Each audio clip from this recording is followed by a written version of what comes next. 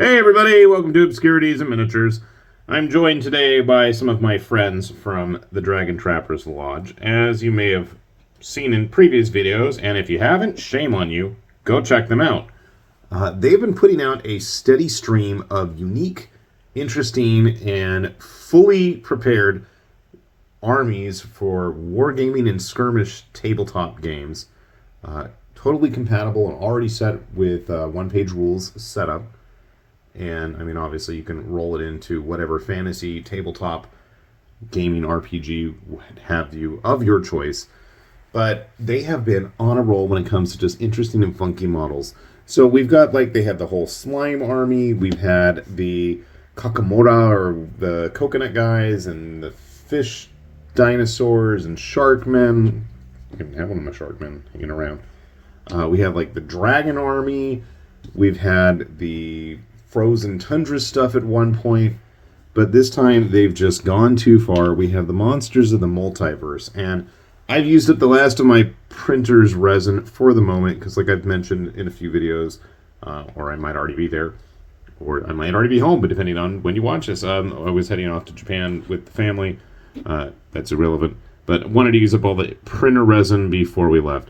So I got a couple of models, and I have to say, these are the craziest, coolest, and goofiest models. And that's like a really thin line to straddle, you know, that concept between genius and insanity, stupidity and perfection. It's a hard line, but these things totally cross it, and these are the Finglers. They cross it repeatedly over and over, and I don't know which side they lie on, and that is what makes them great. There is an entire army I have printed at this point, and I've got ink all over my hands. What a shock. But I put these at the native resolution, and you've literally got, like, the rock, paper, scissors guys. I mean, I guess this is going to be scissors. It's as close as you're going to get. And that's one of the only things, for as many funky, silly poses as these hands are in, the Finglers, I should say. I love that name, too. There's no middle finger being given. I was kind of shocked and taken aback by that, or just kind of various hand signs would have been kind of fun. This guy looks like he's going to give a concho to somebody else. But these things were ridiculous. I was like, I have got to print an army of these. This is like my chaff units. We're going to have a bunch of grabby hands. And I just have instant flashbacks to my childhood of watching Labyrinth and the whole helping hand thing when the girl's falling down the oubliette or wherever it was that she gets, you know, brought back. It's been ages since I've seen it. Anyway, I couldn't resist starting to paint a few up, really simply, just to get an idea. At first I went with a kind of a spectral bluish-green tint. This is not done by any means. You can see it on my fingers there. I wanted to have them just kind of unnatural and bizarre. Then I went with a more human flesh tone. I love the well-sculpted butt cheeks. And it's just so funky. So you can see how large they are in their native resolution. And the more I think about it, the more I absolutely have to print some of these things up at various different sizes just to really get the message across. Because they're just so fun. But that's just like one of the units. One of the other interesting ones was to go along with those. They had the Grappler. And the Grappler, I don't know. I don't know what's going on, but I wish he was even bigger. I am absolutely tempted when I get home to print one of these bad boys up and like just embiggen him ridiculously and hollow it out. I really like the design, and for whatever reason, reminds me of like something from Dragon Quest. I don't know what. Very Hecatoncheires style, but it only has the mouth. There's no actual heads. So, yeah, it could be bigger. Because who doesn't want big, giant, weird, mouthy, fisto, punchy things? It's just weird. And that's what I love about it. And if we want to get really weird, we also had a bunch of reverse animals. Now, everybody always loves centaurs, but nobody ever wants to really pay attention to the reverse centaur. So he's got the front torso of a horse on top of a human body.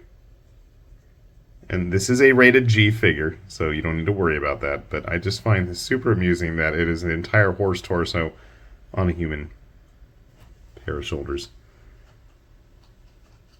In addition to the Reverse Centaurs, another model that was part of this release, we had the Reverse Medusa, which was a snake with human heads, which I thought was a fun one.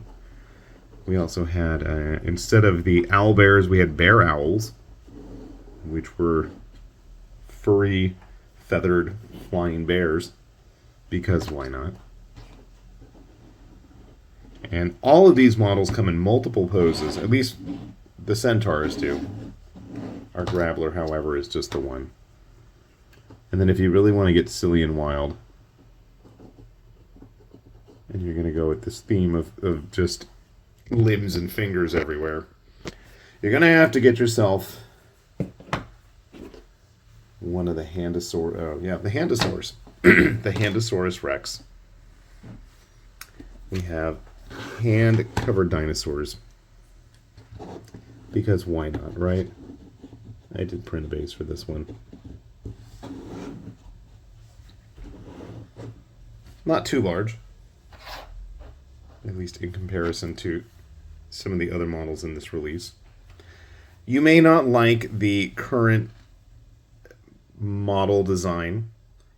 That's okay. If you prefer your Handosaurs in a more Charles Knight draggy tail mode, that's also an option. I saw this like, how am I going to paint these? Do I paint them all flesh tone? To me, that's kind of boring. I feel like they should be like lime green or something. Just really bizarre, really garish.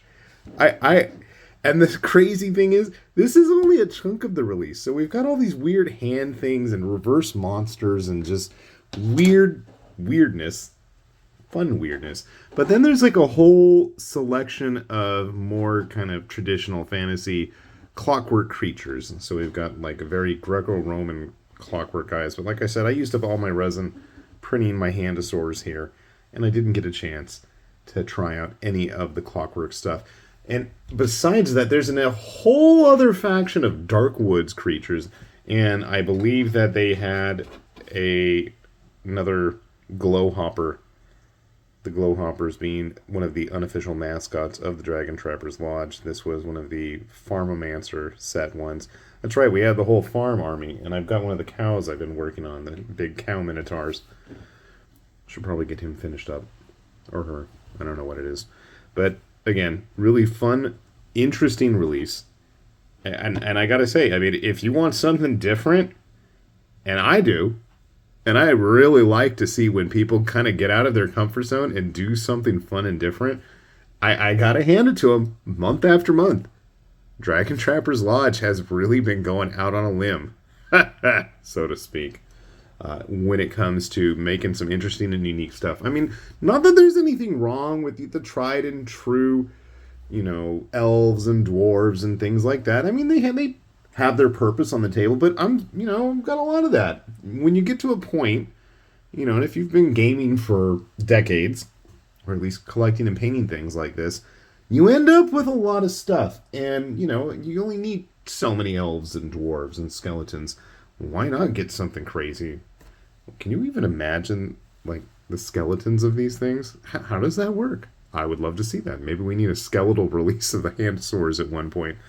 Who knows? But you want something different, and if you want something unique, and if you want a full cohesive army, warband, enemy, encounter, what have you for your tabletop gaming needs, I gotta say, you're not gonna go home empty-handed. See, I had to throw one of those puns in there with any of these new releases from Dragon Trappers Lodge. So if you haven't had a chance to check it out, obviously, take a look at the link below.